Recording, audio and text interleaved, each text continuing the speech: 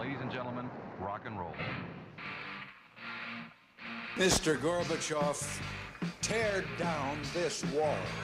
Don't mess with the bull, young man. You'll get the horns. Life moves pretty fast. You don't stop and look around once in a while, you could miss it. Pa, are you telling me that you built a time machine? Out of a DeLorean?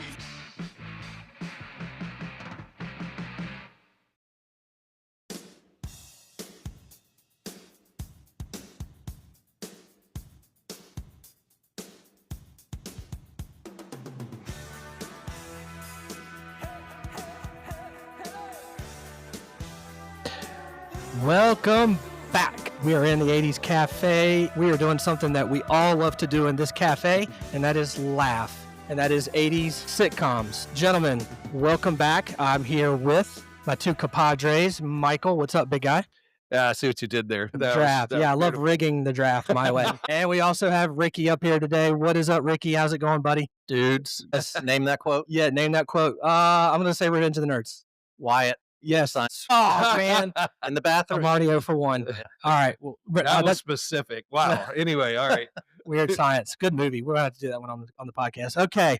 But we are not doing movies today. We are doing 80s sitcoms. So I'm going to start here.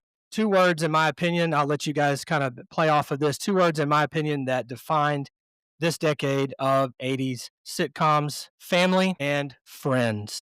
These are 2 words I think just completely epitomize what we love to do, what we loved listening, and what we loved watching when it came to sitcoms, whether they were coming on in Syndicate in the afternoons, coming on TGIF on Friday nights. Sitcoms were a part of our life growing up in the 80s. And I don't know about you guys, I'll let you guys talk about it, but it was some of my favorite things to do during this time when all we had was television. If we didn't get a chance to go to the movies, we were watching television, and we liked the sitcoms the best. What about you guys? Yeah. So what was great about that is everybody's watching the same thing, right? I don't know that the quality of the shows is what it was, what it is today, but you had what you had. Yeah. And you had about 3 choices. Yeah. And everybody was watching the same thing. Right.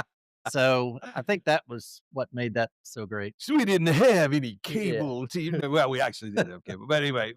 I did not for a good period of time. I had to go to my dad's and my grandmother's the majority of the time.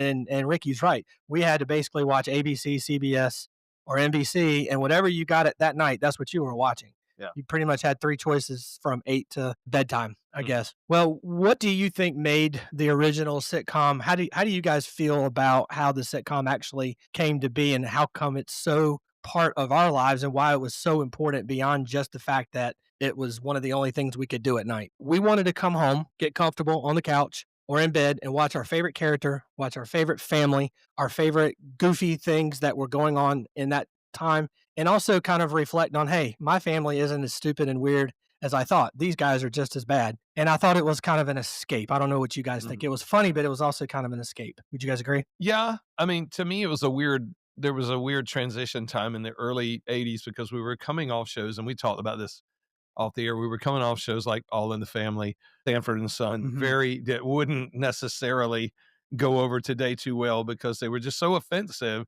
And I think we entered a time in the 80s where they were trying to find a formula that wasn't too political. It wasn't too cookie cutter.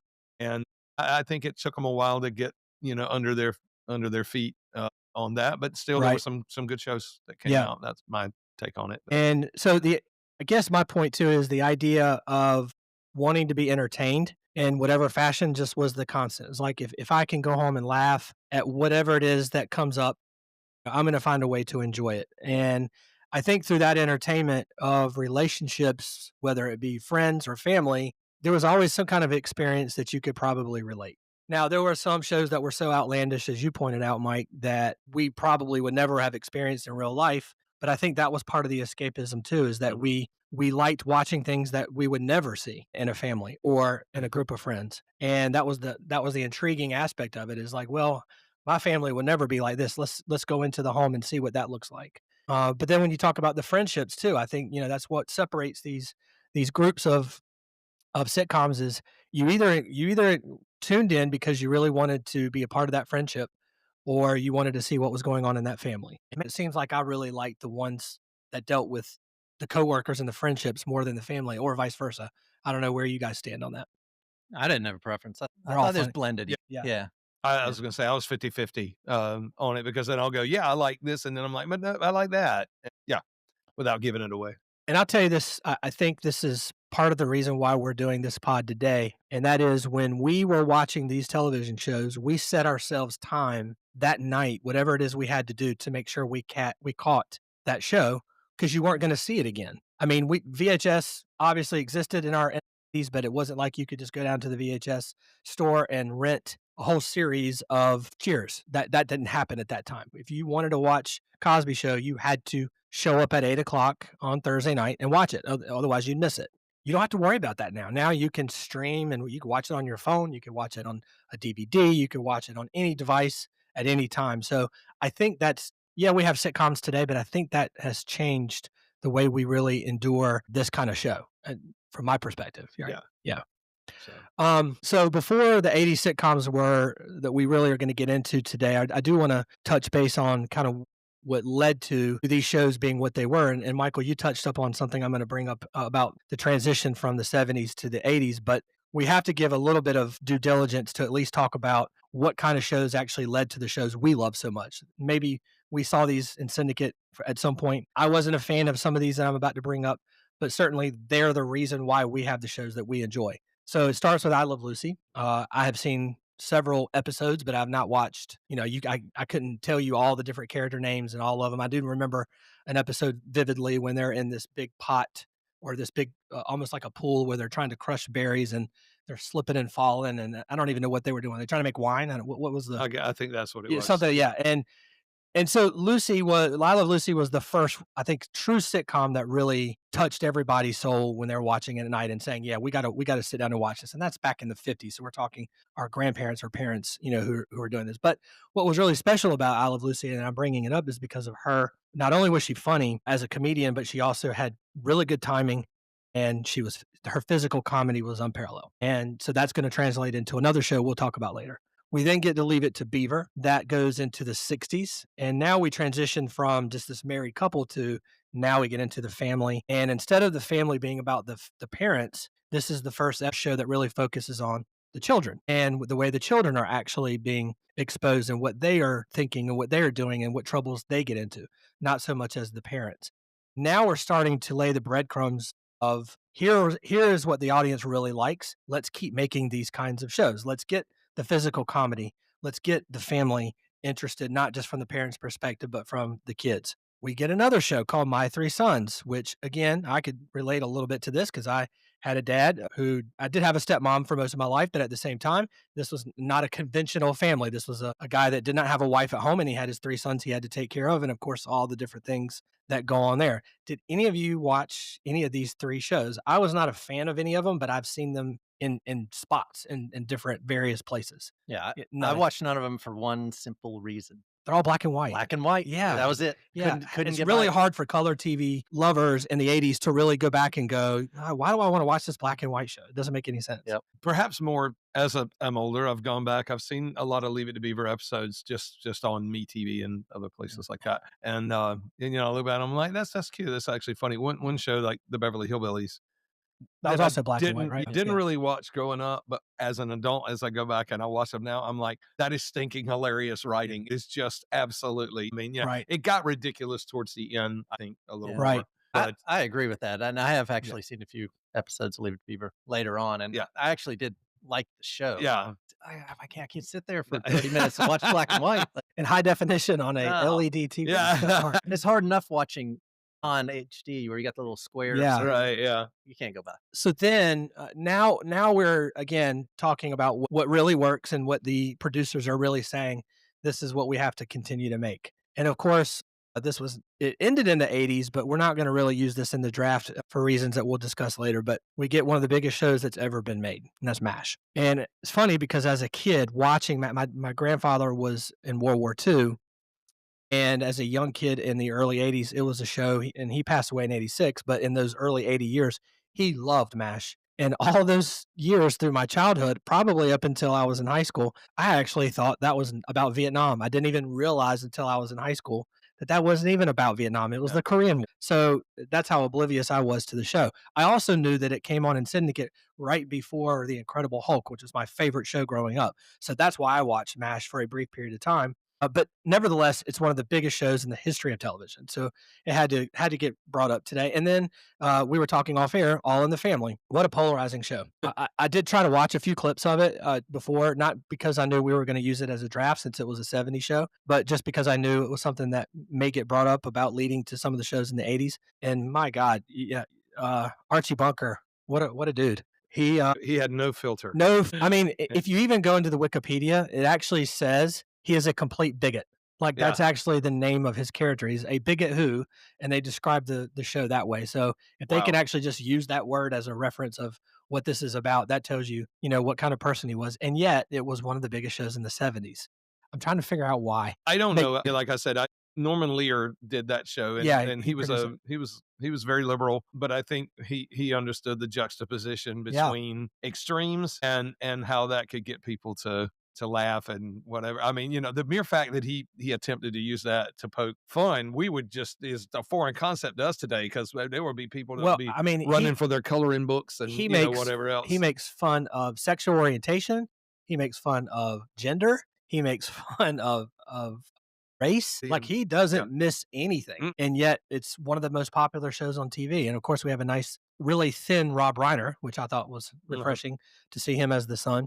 But nevertheless, it goes into the early 80s, and now we get one more show, which I think is now the point where the 80s shows begin, and why. And that's Good Times. Now, I remember Good Times not watching it at night, but watching it in syndicate in the afternoons when it came on, whatever channel it came on. But this is the first show, and I have to bring this up for various reasons, that you see the inside of a African-American family. Right. Never happened before Good Times. And as we approach the 80s, this is going to spearhead one of the most important television shows that we get. And so, I'd be remiss if I didn't mention how Good Times, All in the Family, and MASH really start to generate what we are going to be talking about, which is, in my opinion, to me, the golden age of television. Now, again, we're doing an 80s podcast. We're extremely biased. I get it. But I feel like I could prove that point today. And if anybody wanted to have that kind of conversation with me about how good television was in this decade. All right. So with the 80s, we're going to go into this decade. And guess what? We realize that this decade is leading into the television shows, but it's a dying breed. The 80s sitcom has not really started yet. In fact, I'll give you a couple numbers here that were pretty startling. The Nielsen ratings, which we like to think that those are pretty accurate, right? In 1979, the last year of this decade, 7 of the top 10 shows were sitcoms. So we're talking 70%. That's a pretty good margin. That's a pretty good number. In 1980, it drops to 5. So now in 1980, we've really cut that in half. So half of the shows are now drama, action. You got your night soap operas, if you will. 1981, it also goes to 5. In 1982, so we are the third year theoretically in this decade, only 3 of the top 10 are sitcoms. In 1983, this one sitcom in the top 10. Oh, wow. 9 of the top shows in Nielsen was a sitcom. And it's a sitcom we probably won't even discuss today, because I heard us making fun of it on air, off air rather. And it's a show just none of us watched. Now, it was popular. Obviously, it was one of the only ones in 83 that was a top 10. I know I didn't see it. Kate and Allie. Did you ever watch the show? I'd never watched Kate and Allie. My mom watched it all the time. Did it have a laugh track? Was it? I mean, probably. As I remember, yeah. I mean, so here was the top. Here were the top 10 shows in 1983. So my point being, from 79 to 86, you go from 70% of the best shows are comedies and sitcoms, and by 83, 10%. So basically, the sitcom is either dying or on life support. And we're going to figure out why in just a minute, why it rejuvenates. But here are the top shows in 1983. Dallas, no surprise there, right? 60 Minutes, Dynasty, Falcon Crest, The A-Team, Simon and Simon, which was kind of funny. Had some funny. That's not a sitcom, but it actually was meant to be funny. Magnum P.I., Hotel, and Cagney Lacey. They're your top 10. Kate and Allie, the only one. So as you can see, we went from, this is a complete changeover from the decade that we just talked about, where these sitcoms were real important. And for whatever reason, people just lost touch of it. Whether it was the writing, the producers, It just fell flat. Are you guys surprised having heard those numbers? I know I was. It was that low going I'm into the 80s. surprised at the show list that you just threw out there at me. I was just like, what the hell is hotel? Well, it was about a hotel. I'm guessing. My stepmom watched it. I hate this. My stepmom actually loved that show. It was like I don't know, like a Tuesday or when it was a midnight ABC show, like around 9 o'clock. And it was just like Dynasty, Knots Landing, Falcon Crest, Dallas. It was your soap opera, but a night one. Right. So it was in that category. And I'm guessing the premise is all of the action takes place in a hotel. It's like the Love Boat only on land. Yeah. I mean, I wouldn't doubt because they were searching for formula. So I wouldn't doubt that they were. But obviously it just in the early 80s, it was gone. Like the way to go was, hey, let's make these dramas or these act. I mean, and they weren't all. I mean, some of the ones I just mentioned. Cagney Lacey was a kind of an action with females, right? The A-Team, action. Simon & Simon, action. Magnum PI, action. 60 Minutes, that's going to be in the top 10 every year. Yeah. I mean, that's just news. And then you get your Dynasty, Falcon Crest, and Hotel. So there just wasn't any room for comedies, and I think the writing probably had something to do with that. I don't know. I think the names had something to do with it. The names of the shows, because, I mean, like, do you watch modern sitcoms now? Are any of you going to sit down and watch I don't. George and Mandy's First Marriage? No. I'm not, because the name just totally throws me off. And I mean, maybe I'm stupid for doing that, for not, but I was just like, that does not sound funny to me. I mean, it really doesn't. So yeah, I was just surprised, and I felt like coming into this decade, you would see a little bit more popularity. But as I started looking through this, it just kept dropping.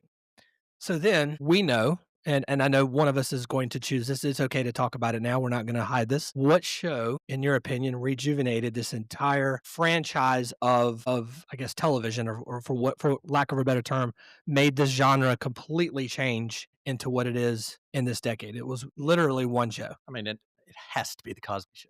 Exactly right. Yeah. I was going Cosby Show introduces itself in '84. Cheers is actually already on. You know, a lot of people might have chosen Cheers as the answer to that, but it didn't start off incredibly well. In fact, it almost was cut after its first season. But the Cosby Show did it. Yeah. Cosby Show turned this whole thing around. Yep. So we go to so I'm just going to fast forward to 1986. So we're only talking 2 years after the Cosby Show. I told you in 1983, it was one sitcom in the top 10. By 1986, completely flips. 9 out of the 10. Oh, serious? 9 out of the 10 are all sitcoms. Okay. You can't say that that's an accident. You can't say, oh, they just happened to find good writing. No, this was the Cosby Show, and maybe a couple other ones we'll touch on later that completely changed the course of this decade in terms of how we view television. So, all right, well, let's do this. I'm ready to draft. All right, the rules are, for those of you who didn't catch the sequels draft, we are not just ranking our favorite sitcoms. We are going to be choosing a sitcom every choice that we make. Once a choice has been given, it's off the table. You can't pick it again. So whenever somebody decides it's on their list, it can't be on anyone else's. We decided to do this off air, and Ricky's going to go first. He's going to have the first choice. Michael's going to pick second. I'm going to pick third, and then we reverse the order. So I will take pick number 4, and we'll continue that way. It's called a snake draft. And so we will snake draft until we get to our 5 favorites. Once again, you can't pick one once it's off the table. One other caveat, and I like to throw caveats. I like to make it harder on us, but also more fun. We talked about at the beginning of this pod that really sitcoms are really separated into really 2 themes, and that is the theme of family and the theme of friends and or coworkers. So the rule is whatever type of sitcom you choose, whether it be a family one or a friend/coworker one, you have to pick a different one the next go round. So you can't pick 2 family sitcoms back to back. And that'll give us an opportunity to pick at least 2 from each category, and we get to mix it up a little bit to make it a little bit easier, but also harder in the same breath. All right, gentlemen, are we ready to draft? Let's do it. Okay, so Ricky gets first dibs on the first show. Now, mind you, this may not be his favorite sitcom, but it might be one he wants to snag before any of us take it. So let us remember, it's all about strategy too, because at the end of the pod, you are going to get on Spotify or Apple, and you are going to vote on who had the best draft, and that will determine who the winner is. Not us, you the audience. So we have to be strategic here. Ricky, you've been thinking about this for years. Go ahead. At least minutes. I'm not sure Seemed the like first years. pick is the best position here. Yeah, you do. We debated on. yeah. So that something that the audience to think about. A lot of people may think right away, one is the best pick. It's the best one. You could pick any one you want. But if you have one, you have to wait. Was it 1, 2, 3, 4 more before you can pick your second one again? So there are some pluses and minuses to picking first, second, or third. So right now, Ricky does not seem to like one, at least from the way he is squirming around in his chair. But we'll see. So in my mind, I think there are tiers in my mind. We've got top tier shows, and then second and third, fourth tier. Yeah. So you think there's a drop off? There's a tier 1. I do. How many are in tier 1 to you? Well, I think there's also tier 1A. In my mind, there are two shows. There are 2 shows that are better than all the others. But there's a one. Is there a tier A 1.2? I haven't quite figured out his tier selection. Okay. The purpose of the word tier is to isolate one group from the other. So when you say tier 1 and 1A, I have no idea what that means. You're in He's trouble. defined a new tier. Yeah. Both of these are going to be gone because I'm going to pick one, and I know the other one's going to be gone after Yeah. that. So I have to pick. The challenge is, would I pick this one if I was living in 1985, Yeah, 7, 8? bring that up too. All right, so here's Tell your the way you were talking about this off air, because it's a good point. So what I would have necessarily picked as a kid in the 80s, it's not necessarily what I would pick today watching the same show. As you get older, you start to relate more to different shows and Adult stuff. adult humor. So when I'm looking at this, I'm kind of just taking a holistic approach. I would have enjoyed it then. I would enjoy it now. The best of both worlds in some way, shape, Yeah. or form. Best of both Okay. worlds. All right. And, you brought up MASH earlier, and I think this show to me, is very similar to MASH, and that my granddad also watched MASH all the time. Loved That's it. all I knew about it. Yeah. It was an old person show, and Not from Vietnam. not Completely screwed me up. And I didn't I mean, it might have been funny, but a few times I saw it as a kid, I didn't find it funny at all. But I watched that show 30 years later and started liked it. watching episode after episode Yeah. for a while. And man, that is a great show. It's great. It is so funny. It makes sense because there's so many characters that can not relate to, but there are enough people. It's in a setting where there are enough people that make it so that everybody has something's funny or weird or something that you can go, oh yeah, I like him. He's my favorite. Yeah. So That's well, her. an excellent point, because what you just said, there are many characters in that show, right? Right. It's not just one character Right. with a bunch of side characters. I mean, you have sub characters, but they're all kind of main characters, maybe Mhm. not time wise, but entertainment wise, they're kind of all main characters. Right. So, so my first pick is going to be Cheers. And it's for the same Looky reason. So think there. about it. I mean, you've got so many characters Nice. within that show. They're all funny. Whether you're talking about Sam, whether you're talking about Norm, whether you're talking about For different Cliff, reasons. for different reasons. They're all funny in different ways. It's a show that I found funny as a kid, but not hilarious. I Right. wasn't. It was must see TV, but it was almost must see TV because you were told it was must see TV. Well, it came on the must Yeah, see TV time slot, Yeah. 9:00 it was Thursday. It was It the stayed big there. prime time. Yeah. Yep. So you knew it was important, and you watched it and you found it funny. But as I've gotten older and watched more of it, it's just gotten more and more funny, and the subtlety of the jokes and more adult humor. It is such a fantastic show. I don't think Mike is happy. I think he It thought. just I think- presents I an interesting conundrum. I just I was sure he was going to thought you were going to take it. Yeah. And Cosby would have been my second choice.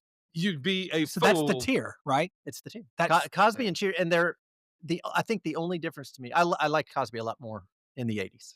I mean, that to me was must see TV. You cannot miss that no matter what. The 8:00 slot on Thursday. Yeah. But I think 20 years later and then 40 years later, the desire to see it wouldn't be quite the same. I'd still watch it. It's a funny show. It's entertaining. Well, I would probably relate more to the kids to the adults than kids. And I haven't seen it in a while, and that'd be really interesting. 'Cause Yeah. as you're watching it, does your Right. opinion, your perspective change? Yeah.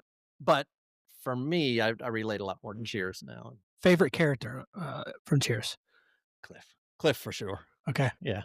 I like the Woody Harrelson He was good. character because he was so stupid. Yeah. It was just God, and he plays it so well. he does. God, he's so good at that. I mean, that one line I remember one time he was like, "Women." Reminds me of something my dad used to say. Yeah. What? Women. I mean, it's like you're that literal and you're that dumb. It's just And Here's what's so unique about Cheers. I love the idea you picked them first. Rarely do you get a show that went from 1982 to 93. So number one, when you hit past the 8-year mark, you're onto something. Usually that's your lifespan because people get tired. Other shows come in and are fresh. If you get double digits, and there are only a handful, especially comedies. I think we could talk Friends made it that far by 10 years, I believe. And then, before the ones, but starting with the 80s. And we have more options than we did in the 60s, 70s. I'm not talking about those decades, but 11 years. Not to mention the fact that one of the most famous characters on the show, 2 of them, change completely, and yet it still holds its value. Not many shows can just go, you know what? We're taking Coach out of the equation, R.I.P., and he was hilarious. I found him funnier watching it as an adult more than a kid. I thought he was great. I loved him in that part of the episode. And then changing the lead actress. Like completely changing, not the same person, but just a different actress, but literally a whole new character. Now she was kind of doing the same things. When you talk about Shelley Long, the fact that you take her out of the equation entirely and pluck a brand new actor in, and yet it still stays number 1 or number 2 or top 5, whatever, for such a long period of time. That speaks of how amazing the show was. How low do you think it was in season 1? It almost was cut. By a hair, they kept it. They're like, yeah, we'll give it another year. Now, I've watched the first episodes. That close, we didn't have Cheers. But it's interesting because, the first episodes, they might not be as polished and funny, but they're still entertaining. I don't know if 74, that's almost like just a lack of recognition. And then we go further, and then we say the series finale became the most watched single TV episode of up to that point. So nobody mentioned Norm. That's my guy. Yeah. Well, Norm is awesome. Yeah, Norm's great. To me, Norman Cliff. Did anybody walk into a room but funnier? Like quotes that he would just, because all they'd have to do is say, "What's up, Norm?" And then he would. I think I have this right. I think is Norm the only character that appeared in every single episode? That's a good one. I don't know how Sam couldn't have appeared in every single episode, but I'm pretty sure I saw that. Or I might be making it up. Either way, it's an awesome stat. I like you making stuff up, though. It's much more interesting. It's much more interesting. All right. Cheers is off the board. Let me throw one more little thought in there. Tier 1 shows. Tier 1A? Or yes, Tier 1A and B. Both of these qualify. Okay. But I think one commonality between those two is they all spawn some kind of spin-off. Spin-offs, yeah. Don't have to be a good spin-off. But it's like people love those shows so much. Right. Got to hang on to it in some way. And some of these spin-offs are dreadful. But you know what? Frasier is arguably was one of the most brilliant spin-offs. I mean, but you had to, not to go too far into the 90s tangent, but you had to understand that kind of comedy. Yeah. You're smarter than I am. That's why you like that better. That is because it was over my head. He would talk so fast and the jokes and the vocabulary were like over my head. Yeah. I could probably watch it now and understand it. When I was in high school, hell no. Yeah. I did not like that show at all. He wasn't like, if I'm doing a spinoff, I'm like, why him? Why not Norm? That's the spinoff I wanted. So I was not a Frasier guy. But it won show award after award after award after award. I mean, so y'all need to ask yourselves in these picks here. Do they have a spinoff? And if they don't, you might be choosing. Well, I think the next one's going to. Yes. I think you're right. All right. You're up on Mr. Michael. I don't know. I'm nothing if not surprising. My question is, do I drop one in his lap for the sake of you're just going to give me the win already. Home field advantage. I love it. Don't give him anything. Actually, if you give it to me, it's really Ricky that gave it to me because he had the choice to take it. Yeah, I just don't let him bully you. He was going to do Don't let him bully you into the choice. Dang, do I really want to give him? Thinking you don't. There's only two. I'm in tier 1A. I'm going to, just on the basis I would be a fool if I didn't, and I am a fool, but I'd be a fool if I didn't, but I'm going to take Cosby. Okay. You thought about it, though. I thought about it. Okay. I don't want to. I'll be honest with you. I don't want to. I mean, I like Cosby. I liked it then. I'm not 100% in love with it. I think as far down the road as you all are, but it was just so iconic. And so. And before he finishes his thought, we are going to talk about not the present, but the past when it comes to this. So we are not trying to roll out anything in terms of what people might think of the actors and actresses today. We are Right. simply talking about the show and what its legacy is and what we thought about it from that decade. So I know Ricky was talking about between now and then. That's something we're just going to eliminate for this particular pod and this particular show. We're not going to get into those kinds of politics. So go ahead, finish your thought. I just wanted to throw that out there when this came up, because I knew it was coming at some point. Well, yeah. I mean, really, that's the only thing. I was really leaning another way as far as what I actually wanted to pick, but I'll keep Save that it to in case myself. you might get it as your next it pick. may come back around. Who knows? But yeah, I just thought, wow, you're the biggest idiot if you give up that show, because I mean it was. I didn't watch it year one. I don't remember 84. It took me a year to get to it, and then when I did watch the season one, they became some of my favorite episodes. I don't remember at age 8 at 8 o'clock watching it on NBC. I just didn't. So it had to be where the word of mouth finally came, where everybody's like, "This show's great. Yeah. You need to watch it." I don't know about you guys. It defined the 80s, and I did. mean, even crossing the ethnic, stereotypes or whatever else. Here was a, nuclear family. It was a black family. They were successful. They were Right. upper middle class. Whatever metric you want to throw out there with it. I mean, that seemed to kind of crowd it more than the writing. I don't seem to recall. Oh, there was that episode when. So, and probably y'all have episodes. I've got 3 episodes that I Yeah. could just watch all day long. It's these 3 and then all the other episodes. That's what I'm. Well, that's why I brought Good Times up, because Good Times really paved the way for the show. Right. And the difference is they were not in the income that their family had, that, if you go back and look at Good Times, the dad was going through job after job after job and really trying to show that, hey, we could still be a good, fun family, even though we have our hard times, and hence the name Good Times, right? Yeah. This was completely different, right? Yeah. The first time you saw a family within the context of a New York-based Brooklyn, which is where this show took place, which I thought was kind of cool. ABC turned this show down. ABC had the rights. Talk about sliding doors. Yeah. And think about when we know all the shows on Thursday night NBC that we're going to talk about today. Yeah. Because we're going to hit all of them from 8, 8:30, 9, 9:30, all the way up until that 10 o'clock time. Those 4 shows Thursday night. And just imagine Cosby not being a part of that. It's just hard. It's a sliding door. Hard to picture. Bill Cosby wanted, before Lisa Bonet, Vanessa Williams to play that role. Yeah. And she turned it down. Miss America singer. Oh, wow. Turned it down when she was representing Miss America. Couldn't quite get to it. Denise Huxtable went to first and also turned it down. Whitney Houston. Wow. Whitney Houston? 100%. Well, he wanted to sing in fame. She was not able to commit full time with her music, which is what they wanted her to do. And so we could have had Whitney Houston and Vanessa Williams as the daughters in the Cosby Show on ABC. Wow. Let that sink in for a minute. I'm trying to. Oh, I got one more for you. Do you remember Theo's best friend? His nickname. It's a great nickname. The friend that always showed up and I can't remember his name. Once you say it, I'll know. Cockroach. Okay, yeah. All right. Guess who they considered for this role? Chris Rock. Now that would have been, wow. I'm just kind of putting all those together and just like a holy shit sandwich. Whitney Houston, Chris Rock, Vanessa Williams on ABC, Cosby Show. Yeah. Blows me away. They did fire Lisa Bonet because of some racy stuff going on in movie things that she was doing with another movie that came out, Angel Heart, I believe was the name of it, and then marrying Lenny Kravitz. Lenny Kravitz. So she kind of turned a little bit for Bill. Bill did not like the way she was going on with her life and they said, we'll just write her out. So she goes to college and then that's it. Here are the ratings for The Cosby Show in a 5-year span. First year. First.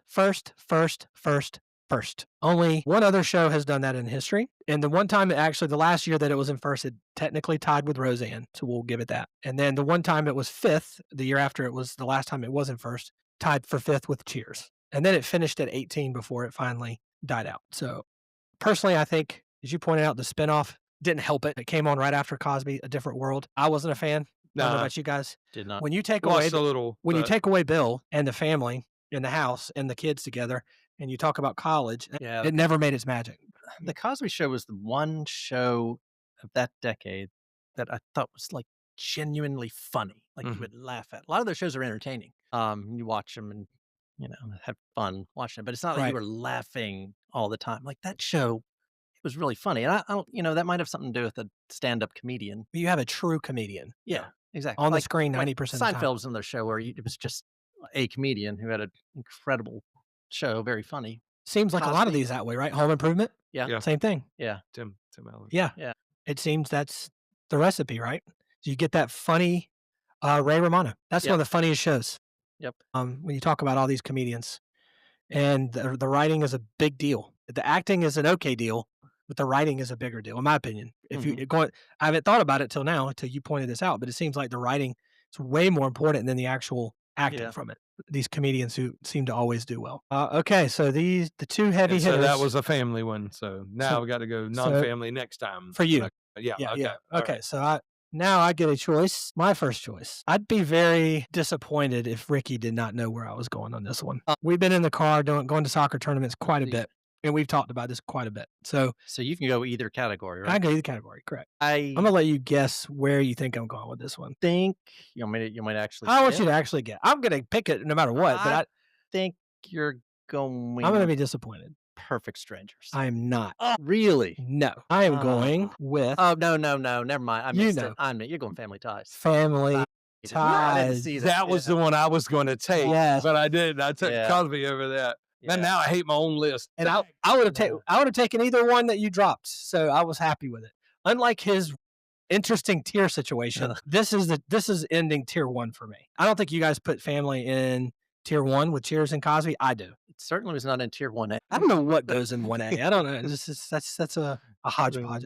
Okay, Family Ties. So another NBC, another show that comes on during this time. It actually started off not on Thursday night, but turned into that staple coming right after Cosby, before the A Different World disaster happened. And what was really cool about this is that we get to learn one of my favorite actors for the first time, Michael J. Fox. And I love the fact that he was a Republican living with liberal family members, liberal parents. You do have the 3 children in the household. You got a tomboy, you have a girl who knows nothing about anything, and dating someone who's even dumber than she was, in Nick, who I thought was actually pretty funny, from Scott Valentine. And I don't know, man. I love the fact that in the beginning, when they decided to write the show, that they were trying to focus on these liberal parents trying to live in a conservative world, obviously with Reagan and Reaganomics. But Michael J. Fox was so damn good in this first couple of shows, including the pilot. They completely shifted after season 1 and said, nope, we're not centering around these guys. We're going to center around him. Yeah. Because that was what the buzz was. It wasn't the parents, who were already famous actors somewhat. And not many people knew Michael J. Fox at the time. So the fact that they completely reversed who the center of the show was is awesome. I love hearing about that. And if you watch that show, you know every single time he's on the screen, he takes over. And he's brilliant at doing that. He's great in the movies that we love, that we'll talk about at some point. But I don't know. This might be my favorite thing that he's ever done, even maybe with the exception of Back to the Future. So I don't know if you guys don't put this on the same tier as I do. It sounds like I have it next to those two. That was the one I was going to pick. Love this show. So yeah, I mean, I had it as second tier, probably top of second tier. Second tier A. But so here's A 2.0. But here's the mental block I have on that. It was on at 8:30, so it was already stereotyped in my head as a B level. It's lesser than Cosby because it came on 30 minutes later. That's right. My brain was wired to recognize that. Yeah, it's a good point. And because of that, it was never my favorite. It was Oh, good. wow. I watched it, but I watched it because I was watching Cosby. Yeah, I think that's why I like this as good, if not better than the others, because I have such an affection for Michael J. His timing and the way his everything about him. I don't know. There are a couple movies that kind of fall flat a little bit, but I could just watch him. Look, going even back, I'll tell you this. I don't know if you guys. This is a '90s show. I have the box set in my house, and I have Family Ties as well when DVDs were imported, and they're not now. Spin City, one of my favorite. Yeah. I mean, if Spin City were an option in this draft, I'm drafting it. Good. That's how much I love Spin City. Spin City was good. And it's for the same reasons we talk about. It was not family, it was coworkers, and there's something different about everyone. But Michael J. Fox was just Weren't they going to replace him? They did. They did. Charlie Sheen. With I'm talking about on Family Ties. Were they going to replace Michael J? I read somewhere. I guess I thought that they were going to use No. Eric Stoltz. No, that was Back to the Future. Back to the Future. Okay, I'm sorry. And they actually did film a third of half the movie with Stoltz. Yeah. They had to go back and refilm the other half. Stoltz was not cutting it. Nah. We'll get into that on that pod. But yeah. So speaking of switching people, Michael J. Fox was not their first choice. Any takers on a famous, I'll give you a hint. Somewhere in this cafe, you can see this person on my wall was supposed to be Michael J. Fox's role. Matthew Broderick. Yes, sir. Wow. Better, worse? I'm looking around and I'm going. I'm like, you can't. I'm going. That's a Ferris Bueller poster. Yeah. So is this a better, worse, or new lateral move here? It's better. Well, it's better because he ended up doing it and he was hilarious. Does Broderick have the physical comedy that Michael J. brings? I don't think he does. Think so. I don't think he does. But if you saw however many years of Matthew Broderick on Family Ties, you'd start to think, like, would Michael J. Fox have been a good Ferris Bueller? Absolutely. I mean, it's just, this is the Make-A-Wish Foundation. You're just over there. All right, here's another one. This one I don't like at all. I'm okay with envisioning Broderick. Ed O'Neill. Recognize the name? Yeah. He was going to be Stephen Keaton. Really? The dad. Really? Yeah. Wow. Okay. Don't like that at all. Who were they going to get instead of Tina Yothers? Anybody would have been Anybody who could just go. My apologies, Tina. Well, there's a reason why they never really did an episode around her. They really did, because she sucked, man. She was not good. She got off a couple of one-liners in the whole show that I remember that were okay. And Rudy, I think, was 4 when Cosby said she could run circles around Tina Yothers. I mean, Rudy was hilarious. I loved Rudy and Cosby show. Okay, here are some guest stars, and then we'll move on. I got another pick. Here, I realized 3 of these. The other ones, no clue. These are all the people who showed up on Family Ties at some point. When you get shocked, give me your faces. If not, like, hey, okay. River Phoenix. Okay. Jeff Cohen. Who? Jeff Cohen. Don't know, recognize him? Who's that? Famous actor in the 80s? No? Okay. Was he? How famous? If Ricky doesn't know him, can he really be considered? He was in Tier 1A. Tier 1A. Corey Feldman. Yeah. Tom Hanks. We talked about this. Yeah. He was I don't remember any of these. He was out. He was an alcoholic. He was a brother of. Great. Yeah. He actually hit Alex Keaton. I hated Tom Hanks for like weeks after that happened. Smacked him across the head. Will Wheaton, Gina Davis, Crispin Glover. Really? How weird is that? That is weird. Prior to Back to the Future. Christina Applegate, Julia Louis-Dreyfus, well before Seinfeld. So, my gosh. So we don't know. We don't know who. Yeah. I had absolutely no idea. And of course, these two I knew because he dated and married the combination of these two at the very end of the shows, Tracy Pollan and Courtney Cox. I know you probably remember when they were on the episodes. Yeah. He ended up marrying Tracy Pollan because of it, but Courtney Cox was one of the last ones. Yeah, I didn't realize star-studded guest guys. Okay. All right. So there's my family. On to the next one. I am taking a non-family one. I know what you're saying. Yes, you are. And I think I'm going to surprise you guys on this one. I honestly, truly think none of you would get, I got to do this. This just makes me happy when you guess wrong. Any of you want to take a guess? This is a non-family one. You don't have to worry about me stealing one because y'all are going to take at least 2 before I can take anyone after this. So don't worry about that. It is a non-family one. You look like a facts of life kind of guy. This is where you're dropping Alice. Okay. Right? If there is a name in the show, her name is Tootie. I'm not picking it. That's an actual character name. My God. I am not picking a show whose character name is Tootie. I'm so glad I get to pick this one because it may not be your favorite. I know what you're taking. It is my heart. Wanted Perfect this one Strangers. so bad. It says, I know what he's taking. It's Three's Company. It is. I knew you knew these. And I didn't want to say it because I was going to take that, but you knew. I knew it was out. And if it got by you, he was going to swallow it. You dang right. Yeah. I was going to take it. Dad in heaven, thank you for giving me this third pick because it sounds like if I had picked any other choice, I wouldn't have had it. This is my dad's favorite show. Growing up with me, we would watch it every night when it was on Syndicate. And I don't know. Again, this is another show where they completely change characters. They lose a character, they gain one. They change the actual person, replace it with another, and it doesn't miss a beat. And I can't say enough about how shows can really fall, off when this happens. Again, others didn't do it, and neither does this one. One of the funniest shows, 8 seasons from ABC, March 15th, 1977. It did begin in the 70s, but it ended in 84. So we do get to include it in here because over half of it was in the 80s.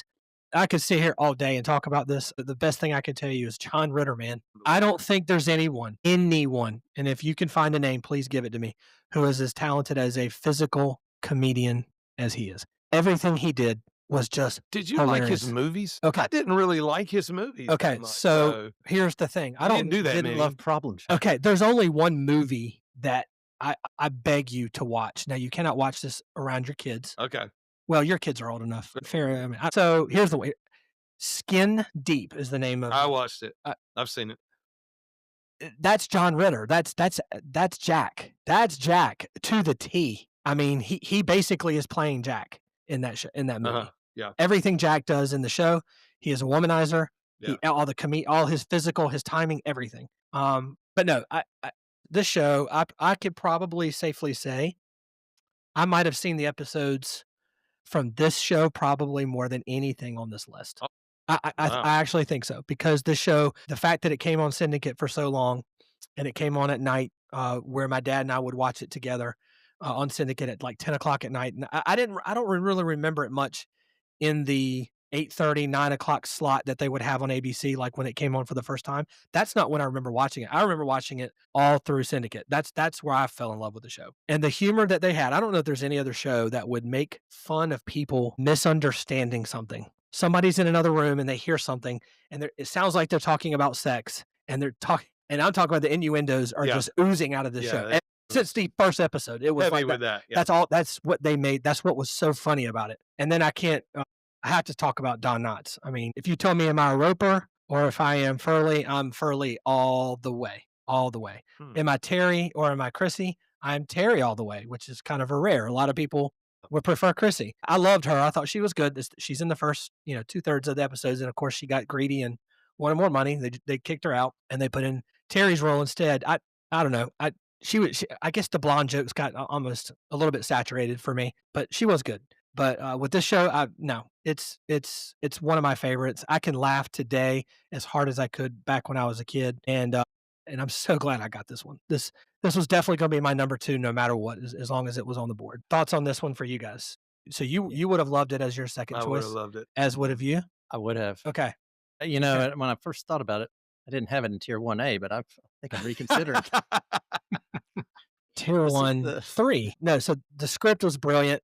I love the fact that, to your point, another one with a spinoff. Yes. And the spinoff sucked ass. Yes. Yeah. As most of these spinoffs do. Yeah. 3's a crowd. That's right. Yeah. It was horrible. Yeah, it was Not good. Not good. Okay. But it does qualify. Yeah. I mean, well, we've gone through. So Cheers had one, right? Frasier. Cosby had Different World. Family Ties. Did Family Ties have?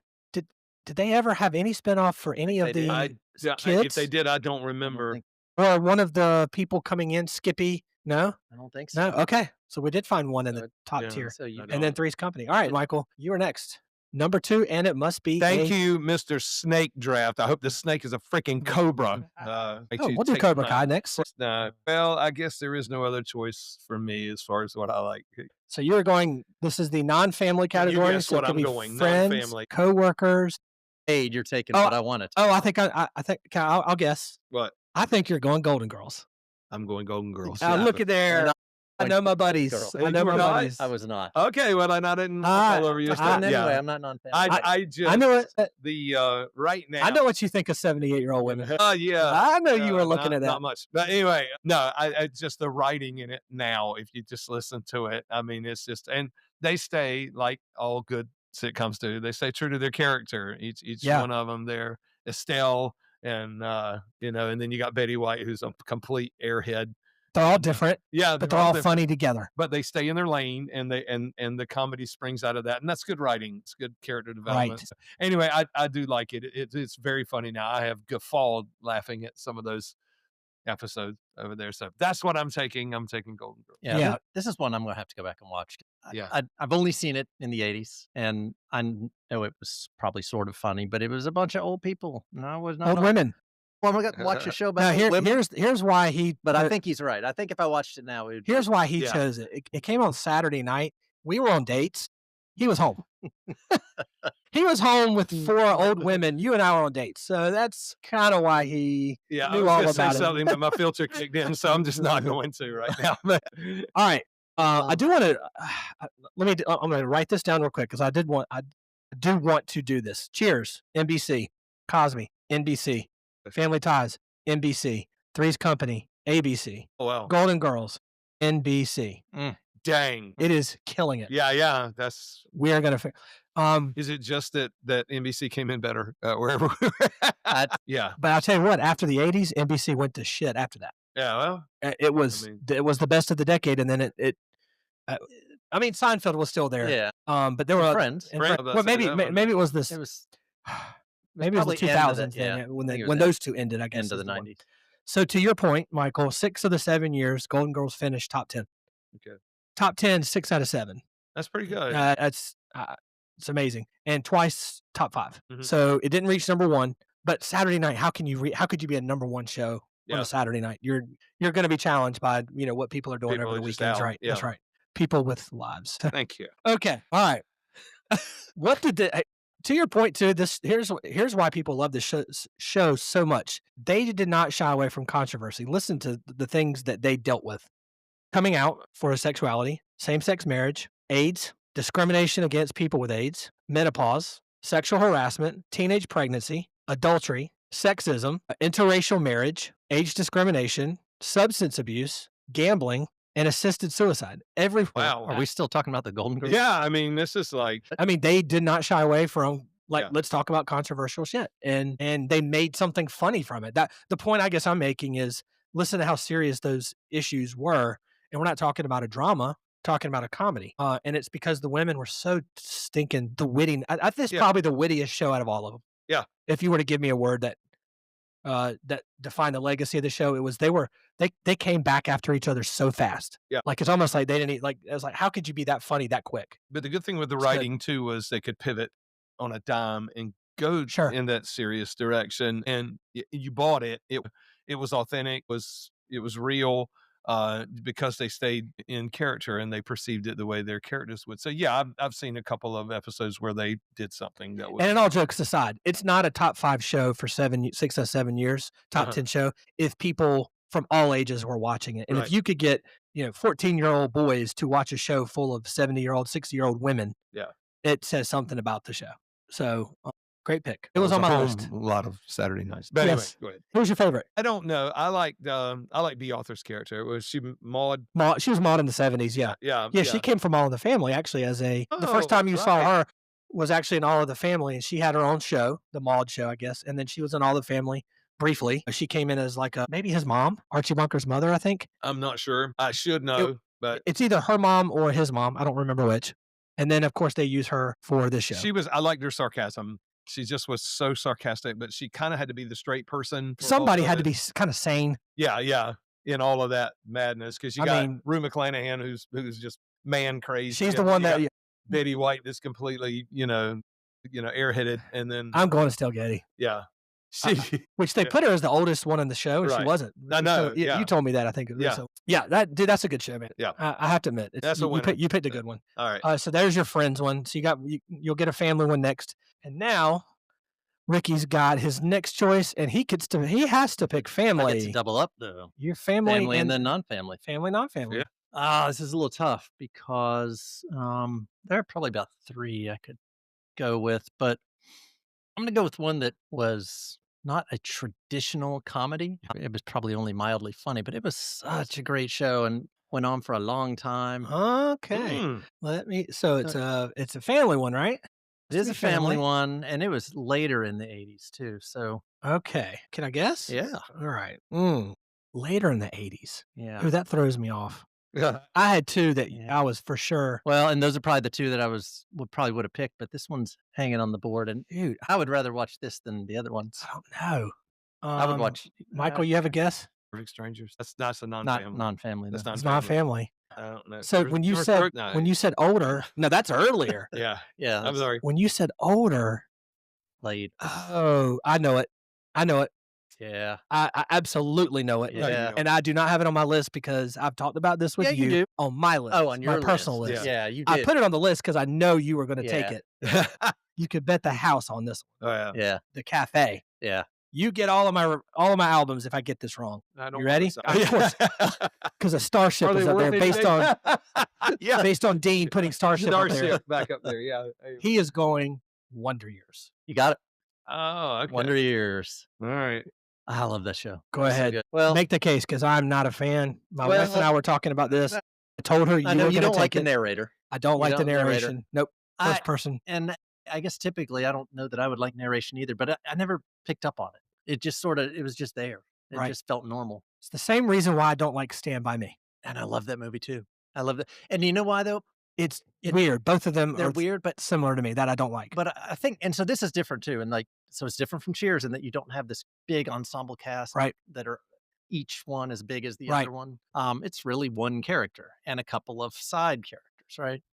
You know, you didn't have a lot of Paul Pfeiffer episodes and a lot of Winnie Cooper focus episodes. Right. It was Winnie Cooper with Kevin or Right. Paul with Kevin. But I think this and Stand By Me too, it was this group of kids, you know, and you watch them kind of grow up together and What grade were they in? Was it middle school or high school they started? It had to be middle it was school, middle right? school to start. Yeah. I think as they Yeah. went along, it crossed into there. But you know, Stand By Me was a day or 2 days or whatever. But, Right. You know, they were kind of in a way getting older Right. throughout that movie too, with what they're experiencing. But Sure. so it was kind of that show where they're the same age as you, Mhm. and they're doing things that you're doing, and their experiences are kind of similar to what you're Right. experiencing. So Same age. so Yeah. it was that kind of thing. It wasn't a show that I was watching because it was so funny, Right.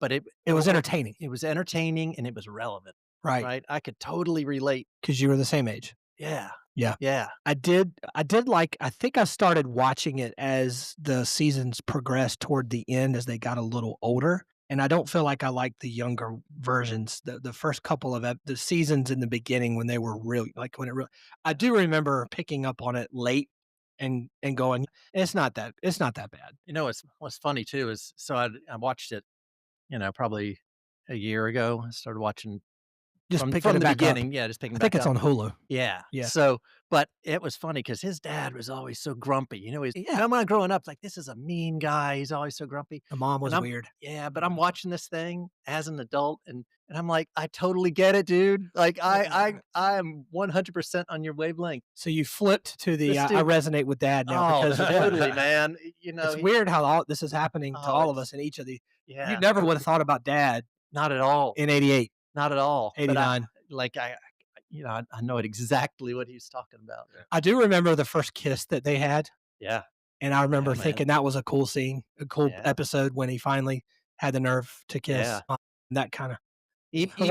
So I'm not gonna do it. I got a filter. I'm sorry. It's- Michael's going, I don't really know what that's like. I was watching Golden Girls that Saturday night at 8 o'clock. No, you don't know what I was gonna say. You really No, don't. But anyway, better than I. Now, when I found this out and told you, you didn't seem nearly as excited as you should have been. But Yeah. you know, the two main girl characters on there, at least for a while, were Winnie Cooper and Becky Slater, right? And they're sisters, which I didn't In real know. life. In real life, Ooh, I did not know this. sisters. Oh, really? They don't look anything alike. They're color hair too, right? Yep. Yep. Interesting. But they are sisters. Huh. Okay. Wonder Years off the table. Was that in your? Wasn't in mine. So he could have picked it last if he wanted to. Yeah. Oh, Yeah. he screwed up. No, no. just kidding. But I probably could have. Yeah. No, you're good. But I still Um, got some other ones I'd pick. But you didn't. You probably knew I wasn't taking it, but you Yeah. didn't know about Michael taking it. Yeah. Now, 4 of my 5 have been taken already. But All right. That's Mm. ABC, by the way. So we've got a so 4-2 So- to 0. CBS right now is being shut out. yeah. Interesting. So I got a non-family one coming up. I got one that I would absolutely take next. I have it as tier 1A, but I don't think I love think, that tier. I think I might be safe for 4 picks here because it's gonna. I'm gonna So go you back may, to you may 4. think it'll come back I 4 think- picks I think later. It might come back, even because I think you all Interesting. are that dumb that you're going to overlook this one and not pick it. I guess I guess you and I are not in tier 1A. I guess You might be. You might steal it. Yeah, and I'll be we'll very see. disappointed. I'm afraid of Michael taking it. I know you're dumb. I know you're not taking it. But so my next one, actually I get back to back, so I guess it really doesn't Yeah. matter. But yeah, Michael's next one has to be I'm- what? my next one has to be family. Has to be family. Yeah. So okay. So non-family, but you'll still get a non-family. I'll get a comeback, so- non-family one. Yeah, I'll coming. get- So there'll be 2. So I'm going to take one that I know won't last. Uh-huh. I'm going to take Perfect Strangers because I know one of you Mm. two would be taking. You knew it would be me. Yeah. That was my If it next. if it wasn't going off That was here, it was my next. It definitely wasn't getting past me twice. I mean, Balky. Come Come on, man. Yeah. It is. I don't understand why the show is so freaking funny, but it is. Like I know. It- It's so dumb. it's so dumb. Yeah. And the I guess it's the fish out of water premise that all good movies and good shows sometimes tend to go by, right? Yeah. The one person who's out of their element and you find the humor in that. So I guess it never so this is the first one we've had. First show that we've had that has not ever reached the top 10 in Nielsen.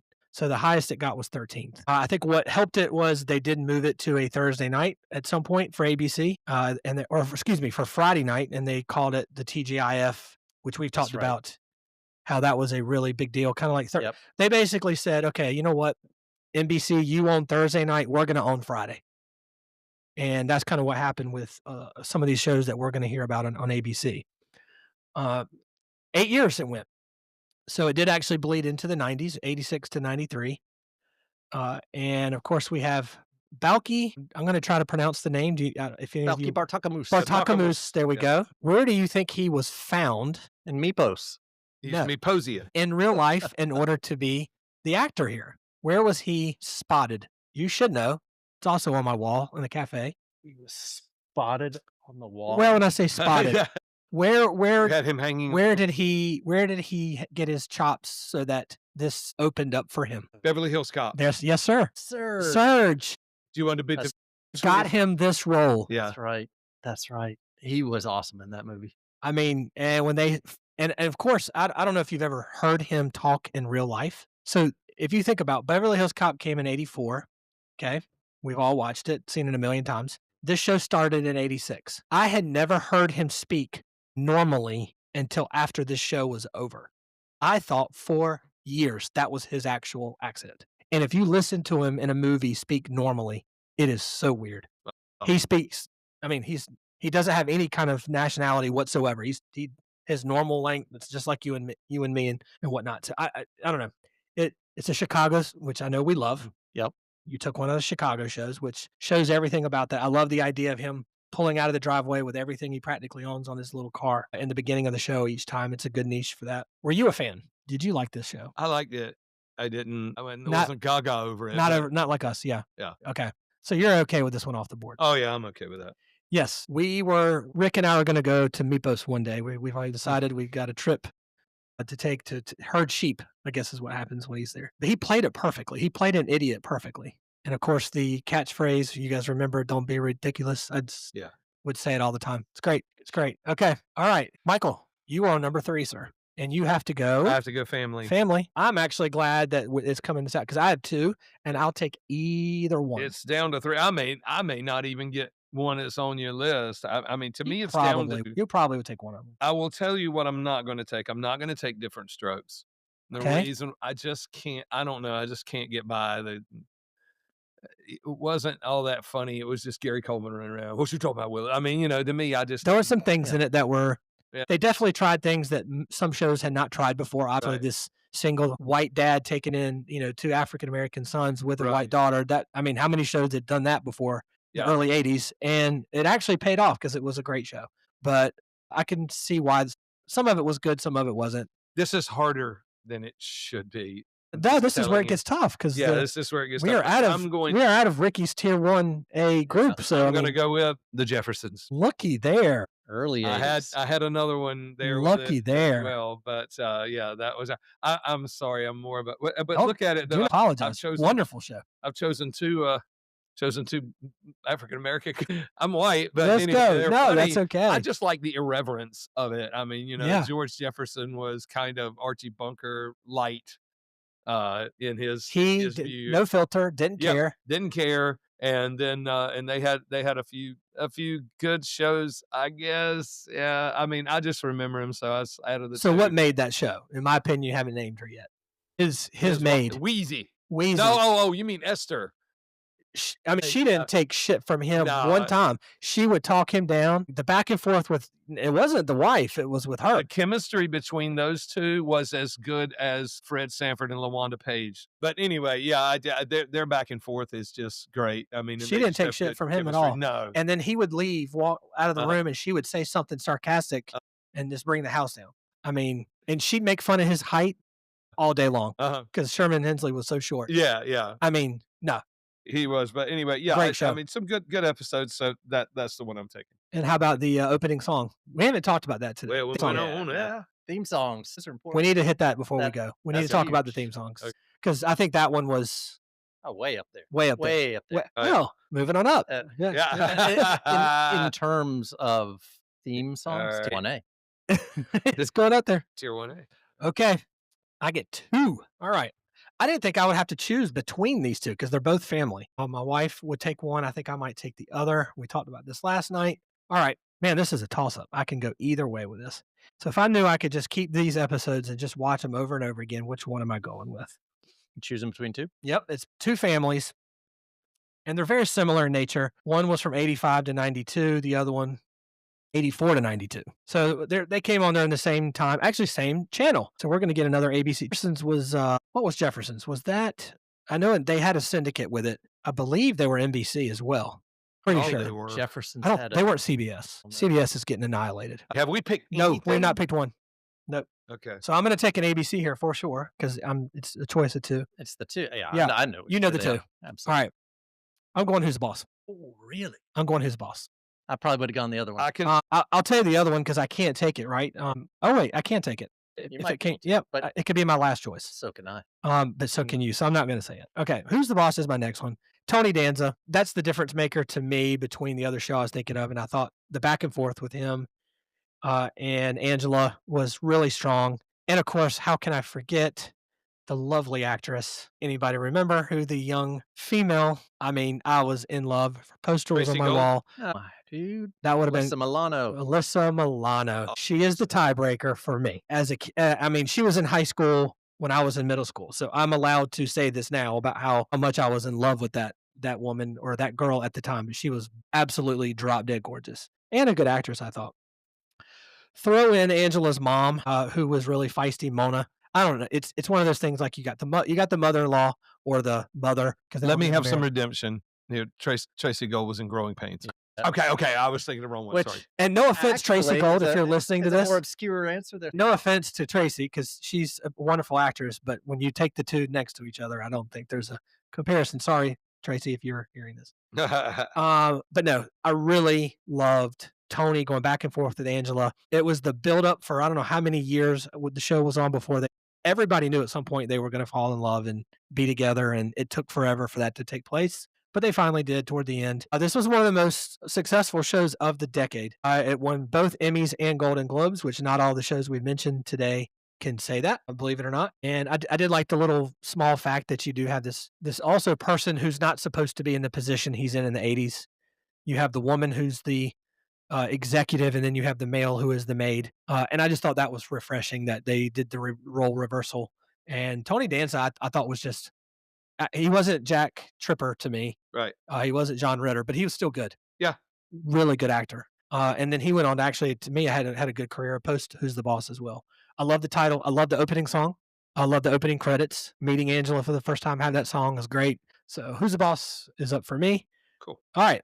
Let's do a recap. We've each picked 3 movies. We have 2 to go. We're going to start with Ricky's got Cheers, Wonder Years, Perfect Strangers. Michael's got The Cosby Show, Golden Girls, and The Jeffersons. And your host, Mr. CW Sloan here, has Family Ties, Three's Company, and Who's the Boss. All right. So we are now, so I get another one, is that right? Yes. And it has to be a non-family? Yes. All right. Well, you just chose Who's the Boss. What's that? That is family. Okay. All right. So my next one has to be non-family. Yep. And then the one I want to come back to me can be anything I want. Okay. So I really want to take one that I can't take because it's family. So I have to skip that one. And I am going to go with Happy Days. Man, I'm going Happy Days. that's the one I figured you would be too stupid to take. And here's my thought on Happy Days. A lot of you are going to say, wait a second, Happy Days was more of a 70s show than an 80s show. You are right.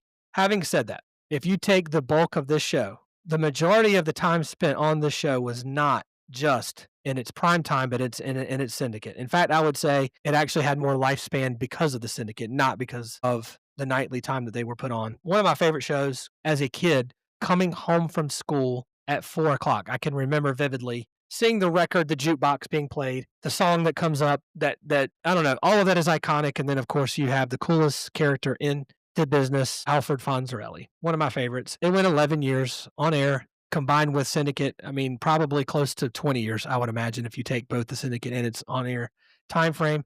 It was the 3rd longest running sitcom in ABC's history. So that tells you how important this show was. I like the idea that it was taking place in the 70s and 80s, but it was about the 50s and 60s. And I kindled that to one of my favorite all-time movies in Grease. Grease was the same way, 78, but it was about a 1950s high school. So this kind of had that same vibe to me, and I just love the characters. It was a great show. And then first time we get to see Miyagi, Pat Morita, without a voiceover that Miyagi displays in The Karate Kid. So I thought that was pretty cool too. So I had to throw that little extra in. Did you guys? You know that show did spawn It also spawned a multiple.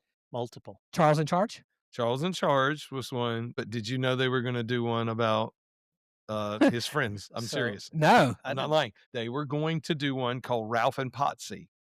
Oh. They were going to, and this is no. They did an episode towards the end called The Apartment, where they floated the idea of Ralph and Potsy getting an apartment together, and they had that as an episode to see how it would go. But at the last minute, Why? they decided not to go with it. Didn't give a reason why. Evidently, they just thought they weren't going to be able to pull that off, but they were going to do a spinoff of that one. I did find that out. And just Man, like, I don't know. That's a sliding door. I don't know if I would have watched Ralph and Potsy. And we can't forget, even though we're probably never going to have to do this unless we go away from the 80s, but one of our favorite movies, Dodgeball. We know the quote at the very end, or a quote towards the end, Joni loves Chachi. So That goes back to Happy Days. Joni loves Chachi, but also Laverne and Shirley. Yeah. Oh, here's another one. Let's see. Mork and Mindy. Yes, that was. The Oh, other yeah. one. That was the other one. Mork and Mindy, because he came on as a complete weirdo, and they thought he was so fun. Robin Williams. Well, He was on that one episode that they loved, and they're like, "Oh, next year let's put him in an actual show." And then that lasted 2 or 3 years, I think. Yeah, Mork and Mindy. Yeah. All right, we're going with these spinoff, man. Nah. All right, Happy Days. I believe ABC. Okay, Michael, you have a non-family. It is running dry. Okay, because of the number of stars that were on it, I'm gonna go with Love Boat. Oh, we joked about that. Was that going to make it? Yeah, yeah. I mean, it's that or Facts of Life. I probably watch Facts of Life more, but I just, do I really want to spend my time as an old man watching teenage girls running around? Not really, not a thing. But anyway, yeah. So that's where I'm going. No particular affinity to it. Just it was a popular show. Just trying to put. I think I remember. I like your list a whole lot better. I remember enjoying seeing the cameos from people that. I remember that movie. Yeah, he was in that movie. Yeah, Leslie Nielsen was in it. I mean, not that Naked Gun had come out before, but Airplane had. It's kind of like, to me, Hallmark movies. You knew what was going to happen at the end of every episode, just about. But it was the fact that it was somebody new or some famous person that was doing that, and they very rarely, to me, broached serious topics. Yeah, they didn't try to cross lines like we talked about before. I think the lure for this show had to be the cameos of these random people they would just bring up. And when you watch the credits, you see the people in this kind of circle, right? And they show their names, and then at the end of the credits for that week, now all of a sudden you see Gary Coleman's in this one. Yeah. Leslie Nielsen's in this one. Oh shit, let's watch. Yeah. So I think that's the lure of it. That's what I remember watching it when I said, "Oh yeah, I've got to tune in." But it was probably more of an adult show for that time period. I would think. I haven't seen it recently, so I can't say how much I would like it today. It would be interesting though to come back and see some of these actors and actresses who. I mean, I remember Bo Derek being up there after she'd been on 10. Oh wow! Like they're spooning off these people, going, "Well, we're going to take the success from some of these other." Things that they've done and just throw them here for 5 minutes, 10 minutes. Yeah. And then we don't use them again. So yeah, it was a good idea. Yeah. But I mean, it worked as a formula. Yeah. All right. So. Love Boat. I'm not sure I love the song. I think is that CBS? All right. You're going to have to make me look this up. I don't know. I'm going to guess ABC. Is it ABC? I have no idea. Ricky's just throwing. Just going to throw it out. Yeah. It's on Fox. Wait, that didn't exist. It's Netflix. Okay. Where was this one? ABC. Oh yeah, well, CBS still hammered to them. Nothing. Were they on for 10 years? They step out to the restroom. They just said, you know what, you guys take the comedy. We'll get off your corner. Yeah, and we'll just do the drama. Probably. Well, guess what? They had one of the top shows in the entire decade. Yep. Yeah. They weren't hurting. No, I don't guess. I think Dukes of Hazzard. Wow. I think we could go back and say CBS was okay, just not for this particular genre, as we have now noticed. All right. You got your last two, sir. Last two. All right. So you can pick whatever order. Well, Family one's easy. Growing Pains. Yeah. Yeah, that was the one I was going between. Who's the boss? I was hoping that somebody was going to say that. But anyway. Get your take first, and then I want to compare that to Who's the Boss and see where we go. Yeah, I had that as a tier 2. It's it was great. It was great. It didn't have any spin-offs, so can't put it as tier 1. But shout out to my man Kirk Cameron before he became a minister. Yeah, it was just. I liked it. It was just a great show. It was funny. It was entertaining. It was Americana. I mean, Yep. it was just Well, you could see how I was trying to go back and forth between that and Who's the Boss. Some similarities there. I felt the was it- pressure. You were trying to cut eyes at us, but anyway. You would have taken what? If you had taken, If Who's the Growing Boss Pains, were- taken Who's the Boss? So Who's the It's- Boss? It's almost a coin flip for those. Do you see two. why I was going Yeah. back Yeah, and forth? Yeah, yeah. I mean, see the similarities. I mean, Yeah. obviously, the professions of the adults were different, but you had the kids. You had the well, I guess you didn't have the mother-in-law in the other one, but I don't know. The similar issues kind of came up in each of the two shows. The Seaver family was great. Alan Thicke, I thought, was pretty good. Yeah. But Kirk Cameron, you were watching because of him. Yeah. That's why Yeah, you it should. was- Male or female, you were watching because of him. I'll never forget. I even told my kids years ago before all this syndicate stuff happened on Netflix and such, when they weren't able to watch shows. One of the episodes that Kirk Cameron does, where you remember I cannot remember the name of his best friend, but his best friend was kind of goofy. But You can't remember his best friend no, what was his name on the show? Yeah, what was his name? Boner. Boner. Richard Stabone. Yes, that's why I forgot. I think I chose to forget. Okay, yeah. So Michael on Saturday nights was with old women. Mickey remembers his boners. yeah. Okay, I figured I'm the coolest guy of this group. I've just figured this out. You're right. It was Not boner. arguing. Okay, no. They decided to cheat on a test by writing all their answers on the bottom of their shoe, and of course, all night long they were writing all the answers as a history test. So they're writing and writing and writing, and as they're writing, they sit down to take the test. And I'm only remembering this because I'm an English teacher. And Cameron gets to the test. He's like, I remember this. Well, why did he remember it? Because he was writing it down the night before on his shoe, but he never had to use the shoe because he actually remembered while he was trying to cheat the night before. So he props his feet up right at the end of the test taking, and of course the teacher sees the bottom of his shoe. And so then you go this life lesson about cheating and how he tried to tell them, I didn't cheat, and then it goes back full circle where at the end of the show, he and Boner are taking the test in literal like underwear and a tank top, like no clothes whatsoever in their room by themselves. So I tell my kids about that all the time. My students I teach. Who was the first major actor that appeared on this show? Leonardo DiCaprio. You DiCaprio, never saw him until this show. A young Leonardo. Yeah. I'm talking young. This is before This Boy's Life and before Gilbert Grape. So great opportunity there.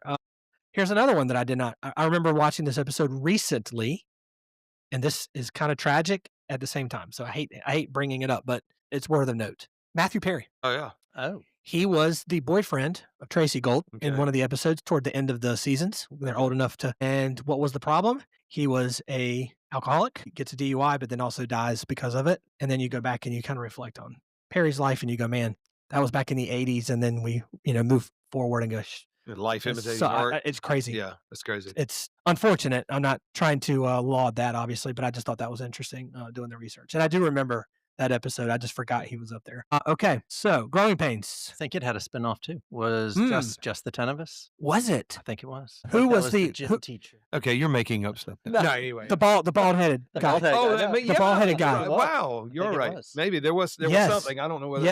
And that was a Friday night ABC show as well. Yeah, it was toward the end of the 8:39, 9:30 slot. I think it was 9:30 slot. Yeah, it wasn't great. No, but it had enough. It's a spin-off. Well, I mean, a shitload of people, 10 of us. Like how many? Yeah, that's It's right. hard to follow. Okay, so Last one. huh? last one. This is our last Yeah. round. Now it's a wild card. You take anything you want. Oh, it's, Don't we all have two each, right? Yeah. Yep, you can So take anything you want. Anything you want. I can take. This is our wild card round. You could take. All right, I'm going to take all of yours from your. No, that's not how that works. I really. You're regretting that two slide, aren't you, Mike? Yeah. So I'm going to take a show that I've never seen. It was not Kate and Alex. I haven't Oh, yeah. seen that, but It was the only top 10 show in 1983. I know. You told me that. so So who did you prefer, Kate or Allie? You're like neither. yeah. The Kate and Allie fans are pretty right. I mean, I'm going to take a show I've never seen. That is not possible. It is possible because In what tier is this? Yeah. I'd like to know. I have it in Tier I haven't seen. I have it in tier 3, but Okay, even though I all right. haven't seen it, I'm guessing it would be I think it's in tier 3. Okay. maybe higher. All right. All right. So I never I'm saw. picking a movie I've never I seen. never saw Okay. Newhart. Right? Newhart. Newhart. Huge. Never saw it. Yeah. Big show. My mom watched it all the time. Yeah. I mean, everybody knows about Daryl and his. Bob Newhart is, I'm My Larry, brother my Daryl. whatever My Daryl's brother and Larry's, but he was in the Bill Cosby range in the 80s. I mean, that's how funny well, everybody what I have perceived him. seen is I went back a few years ago and watched the Bob Newhart show. Yeah. This man is a freaking genius. Like, he is a comedy genius. He Have you is seen so him funny. in Big Bang Theory when he appears? No, haven't. He appears as a he's like a ghost, and he's helping. He's hilarious in that. So Well, I mean, I ended up watching that entire series, and it's from the 70s. I mean, just phenomenal, and probably one of the greatest endings of all time. I've seen the ending to Newhart, so I saw the very last episode because I knew. So you did see New. Well, I only saw the very last episode because Liar. because I knew it had this reputation for having this phenomenal ending, and it was. It was absolutely incredible. So the question is, how incredible are the other X episodes leading up to that final one? I'm thinking pretty good. I'm going to go back and watch it. Well, I'm gonna tell you, validate my there are pick. several shows that we have chosen, several, not a lot, that have been less successful. I mean, it ranked in the top 12 3 times. I mean, top 12. I know that doesn't sound like a lot, but when you're talking about how many shows are on each Mhm. each season, never won an Emmy, but it was nominated almost every year. Almost every year. Not, I mean, like I'm looking at these nominations, it's insane. I feel like that's Okay. low risk. I can go Okay. spend my time watching that, and I'm gonna be satisfied. Yeah, It's a good show. and it goes by this lead character. We talked about Kirk Cameron, Tony Danza, Bill Cosby, Michael J. Fox. It just seems that it's either the writing, it's a comedian, or this one guy that everything can really filter around to make it really smart and really funny. And you're right. If that goes, it's probably not going to be successful or be that good. So all right, Yeah. guess what you did do? You One, kept I won. CBS from shutting out. Oh, that was a CBS. Oh, that. First one. Wow. First one. It took I feel like a hero. 1, 2, 3, 4, like 15 shows before we got to CBS. But congratulations, CBS. You finally made it into the draft. And Michael is squirming. I can tell. He is Getting thin here. it's getting thin. I'm gonna throw a Hail Mary out here, go in a totally different direction, and just pick from the heart because I know if people actually vote on this, there's no way I'm winning. But anyway, Take what you actually Yeah. could sit there and Yeah. write about, talk about. You could say I saw it this many times and you loved it.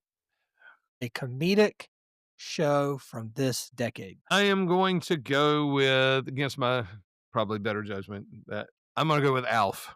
Oh, I thought you were going to say Alice. No, no.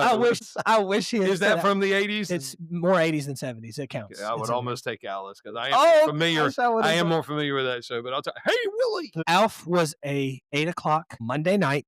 Yeah, You didn't miss it. yeah. Well, I missed No, it every single time. you shouldn't. Yeah. have. I could have made a mistake, but He must love cats. It's like, yeah. there This was show some- hates cats. I feel like what you said is Monday. Monday night, 8 o'clock. What else would have been on? I must have been watching something. Monday Night Football did not come on until Yeah, it 9 or 9, 8:30 yeah, so- back in the 80s. It was right. late. That had to be. Was MacGyver on at 8 on Mondays? That's a good question. Way to stall things. All right, here. go ahead, Michael. While you Well, no, I mean, there's not much to go ahead. I liked his, his flamboyant, sarcastic take on everything. he was a smart ass, Yes, but and I he mean, could get away with it because he I wasn't think- real. I think the writing let them down because the gags got a little old for me. But I mean, watching it some to begin with, it was funny. There was some good stuff, but it's just like it kind of ate itself because it was kind of the same old thing. And they never, to me, they didn't never go in. I'm not a critic, so don't take I'm just going off, what I remember. But, Well, first of all, it's no other show did anything like that. I think the Yeah. closest thing you could say was I Dream of Jenny, yeah, where she had all these these crazy powers. Yeah. They loved the fact that she wasn't human or couldn't do what normal human people Yeah. could do. And then he had this complete affinity for cats to eat them, which is kind of weird today. I don't know if you tried to make a show like that. Are you really doing the cat thing? I don't know. It's kind of odd. But you're right. He was a smart ass, but he could get away with it because he Yeah. was like a puppet. Yeah. He wasn't a kid. Yeah. Kids would not have been able to get away with the stuff he no, did. that would Even have the been kids in disrespectful. even the yeah. kids in the house. Yeah, He could talk shit to the parents. He could talk shit to the kids, and that was the allure I think from that show. I don't think it was a terrible show at all. It was terrible show. It was just funny. It's just further down on the tier than. Okay, to your point, MacGyver was on it. There it is. There it is. Okay. And guess what else I was? had oh, this is why I It's didn't. another have a reason why. for it. So MacGyver's killing all of these shows for you. Yes, it was. These were all Monday night shows at 8 o'clock. Yeah. And Kate and Alley. I didn't have enough time. Wow, that's why I didn't watch Huh. Kate. No, I was on MacGyver too. We Yeah. can't talk about that, unfortunately, because it's not a. We're doing the sitcoms. How long did Alf last, Michael? It looks like 4 years. Wow, I was going to say 2, but I mean, 2 sounds yeah, like a 4 better years. answer. Wow. Okay. And I'm an idiot. This is the first time I even knew what I cannot believe I did not know this. ALF was an acronym. Oh, alien life form. Yeah. I haven't even seen the show, and I just guessed. Dude, dude, I watched it religiously, and I'm an idiot. You are. They never said it.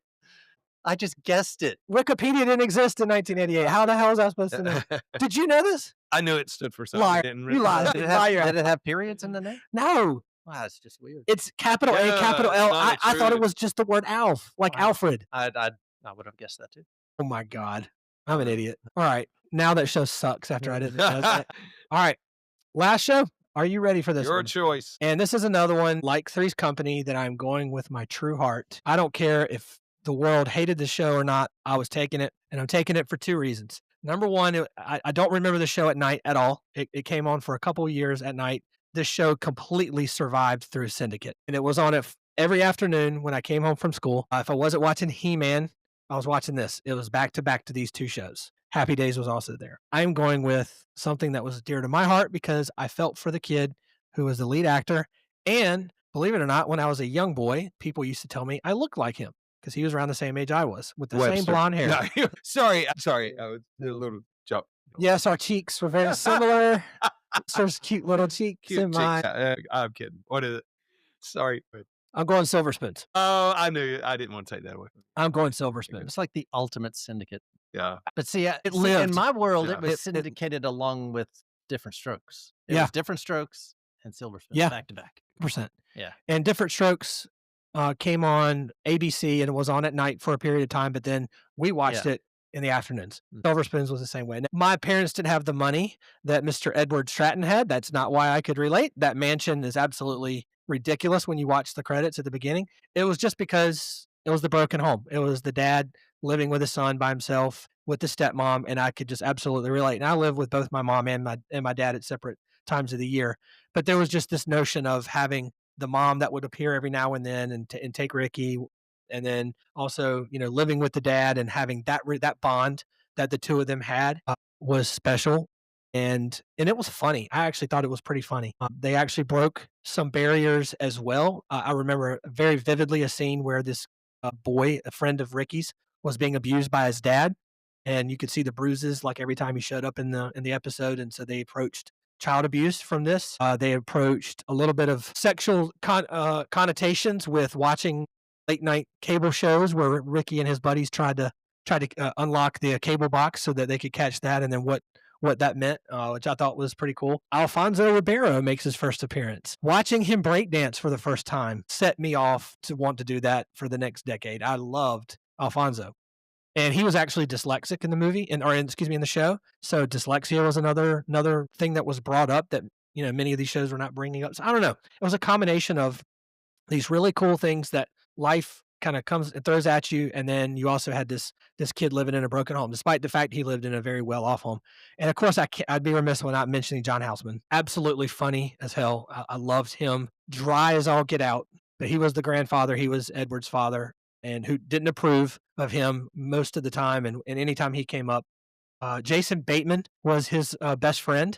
He was in, I'd say, almost half the episodes. It wasn't just an appearance.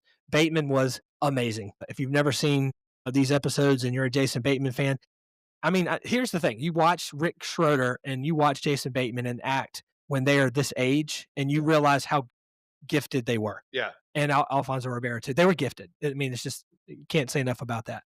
Well, that ruined it for me because you said John Houseman, and now all I can think of is he owned it.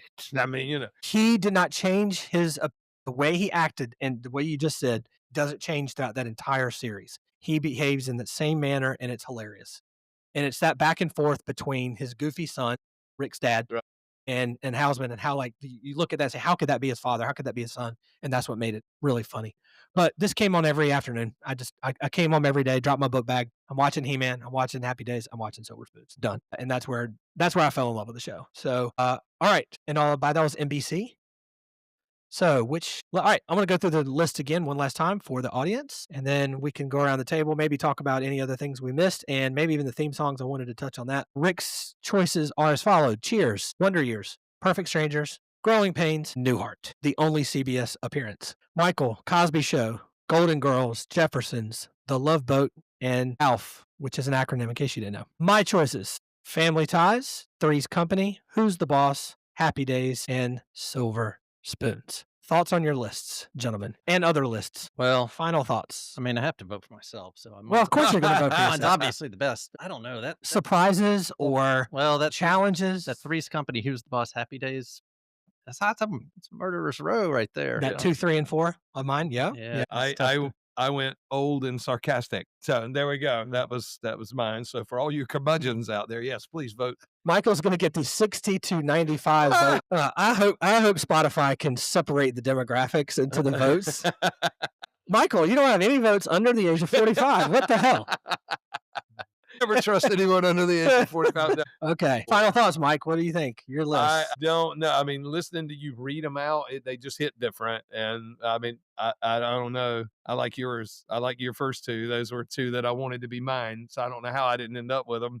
I'm trying to strategize, and he who chases two rats catches none. I got nothing, with all of that. I mean, even though my shows are iconic, they're pretty, 1, 2, 3. Keep going. I'm counting them up. Well, you're counting up numbers of. So I think NBC by far and away probably won most of the. Oh no! Are you serious? Flat dead tie between ABC and NBC. 7-7, and then one, and then the lonely CBS. The CBS. Thanks a lot. Screwed it up. Could have tied. You could have put another one in there. What the hell is wrong with you? We're gonna cross it out. 7-7. Yeah. I would have gone NBC if you'd made me guess. I wouldn't. I thought most all the ones we mentioned were NBC. Anyway, whatever. Okay. All right. Favorite theme song? Any of them? Well, Cheers. God, that's hard to beat, man. Most iconic. I mean, but Perfect Strangers isn't far behind. That was a great one too. God. I don't even remember that. Well, what I love is seeing the Chicago skyline. You got to combine. So I guess to answer that question, you almost have to say opening theme song and credits, as in watching the opening. Yeah. Like all the different snippets. Perfect Strangers is great. Cheers. Here's what I don't like about Cheers opening. It's those crappy pictures. They're paintings. Those are historical pictures. No, but they don't even they show like a bartender that from like the 1800s. A lot of times it's just that like hurts. the waist down too. But that hurts the opening. So Cheers is out for me. I can't pick that. The song is good. No, you got to add the connection to. I would have thought you would have liked Wonder Years. Well, I do, but that's a real song. That was taken. Oh, as opposed to the fake songs. Well, that was a song before it was the tier 3 songs. Before it was a theme song, it was an actual song. All right, I'm going to run these. Y'all, I'm not letting you go without taking your favorite. Newhart, nobody knows the hell that is. No. So Growing Pains, think about the opening there. It's pretty good. Perfect Strangers, Chicago skyline, and the song. I love the idea of having all that shit on this car. Wonder Years, they don't really do a lot of movement, but the song is, Bob. Is it Bob Seger? No, it's I can't remember. What would you do if I sang out of tune? Isn't that Bob Seger, Mike? No. Joe Cocker. Yes. Maybe. Joe Cocker. Yeah. That sounds It's Joe Cocker. Yeah, okay. All right. So Wonder Years, Cheers. I ruled that one out. Cosby, but uniquely special. Why? It changed every year. He changed everything every year. Yeah. The song changed. The acting changed. Remember, as the kids grew up, they would do different. That's true. They did different stuff every year. Yeah. I just remember getting out of that van. That was probably that was the first one. Yeah. No, but every year. Oh yeah. Like one time, Vanessa's doing just like staring at him like he's an idiot, and then the next time she's doing all. Theo does different stuff. When Rudy was real young, he like kicked his leg on top of her over it. So, remember that. I don't know. That was probably the best. Even though the song changed. Golden Girls, take it or leave it. Jeffersons. Yeah. It was sung by Janet Dubois, who was on. What's the other one? The other Good one Times. About the first black family with John. Good Times. Good Times. She was on the Good Times. So they say okay. And she actually sang that song because she was a Broadway singer, I believe. Love Boat, hell no. Alf, I don't even remember it. I don't even remember it. I can't remember the song. No. Silver Spoons was nice. Yeah. Well, you showed the mansion. Face to Face, couple of Silver Spoons. Actually put the song title in there. Okay. Happy Days. Probably the best jukebox. one. I'm looking at it. Okay. And it's like, does that win? That wins to me. And the jukebox. Hands down. Yeah. And then the song. Who's the boss? Now, I will say Three's Company is going to be close second. It's pretty good too. It's It's got that. It's got a little, and with Jack, little 78. Dude, when he falls off the bike, I laugh every freaking time. Yeah. He turns around to look at that hot chick and just bam, crashes. Okay. And Family Ties. We'll take a look. All right. So it looks like Happy Days and Three's Company a close second. Okay. Here's a realization I didn't know. Yes. I did. Well, Final I don't think thoughts. I knew. Yes. Final thoughts. Facts of life. We brought that up. We didn't mention that. Yeah. Oh, somebody did. Mike. He did, and I said I'm not I picking one with a character named Tootie. He just said he wasn't going to go with it. And I know who started. I know the first time we saw George Clooney. Well, yeah, that's right. But did you know that That's a was big one. spinoff? Facts of life. All right, well, hold on. Yes, and I know the show it spun from. Name it. Different Strokes. You got it. Serious. The maid, Mrs. Garrett. That was the maid. Different Strokes. So then she became the mom to all those people. That was one I felt like I had in the back of my head. Yeah. No, to be fair, I liked that show. My wife liked it better than I remember. She had a good. I mean, it was all right. The girl that I liked the most was the one that most people didn't. As a middle schooler, I thought Jo was the hottest, and she was the tomboy. She was dark haired. She's the one that would like beat the guys up in the show, which I thought was kind of cool. Tootie. I just can't get over that name. She got on my nerves. But Yeah. Anyway, if you're out there, I'm sorry. Sorry, Tootie. Anyway, yeah, sorry, Tootie. She actually probably became a more prominent actress than all of them post Facts of Life. Oh, Actually. yeah. She actually had a better career. I think Clooney did okay. Yeah, kind of, sort of. Sorta. Who knew that? I mean, watching that show, Clooney would be what he is. No. Oh my God. No.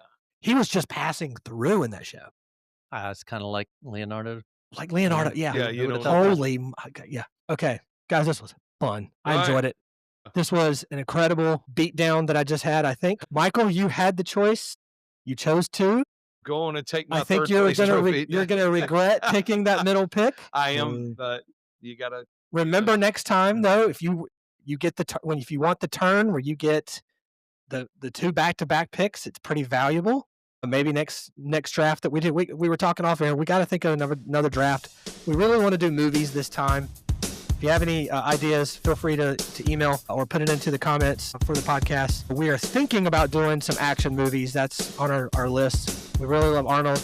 We really love Sly. We're talking about maybe putting those together and making a draft. But if you can come up with something better, feel free to email me. All right, guys, this has been a lot of fun. I'm going to go back and watch one of these shows now. I'm going to find them on Syndicate. I don't know which one. Probably Newhart. yeah. Golden Girls, maybe? I don't know. That comes on a lot. I may do that. Are we all making a bet? We're just going to do Golden Girls so we can see what it was like for Michael. I feel like I need to know. The love for 75-year-olds. No. All right, let's do it. Octogenarian love. Okay. All right. Thanks, guys, for doing this. The cafe doors are about to close. The drinks are almost done. We had a lot of fun with this. We'll see you back next time. And take care.